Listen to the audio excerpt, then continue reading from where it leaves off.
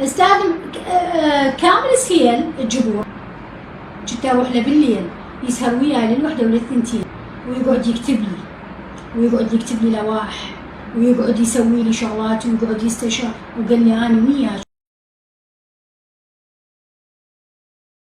المحامين مالتي اللي اخفيهم اللي ما حد يدري بيهم شكو ماكو، من نريد نخطط اشياء نجي نكتب لوائح براحتنا. اليوم وياي ابو عبد الله الجبوري، حياك الله ابو عبد الله.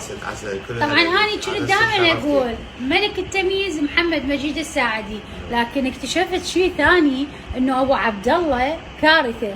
يا موضوع ادخل بيه ويكتب لائحه لازم يجيب تمييز بيه. شنو السر مال التمييز مالتهم ما ادري. استاذ محمد مجيد اروح لو انا ما عندي فلوس، اروح لو يكتب لي لوائح ويقول لي هاك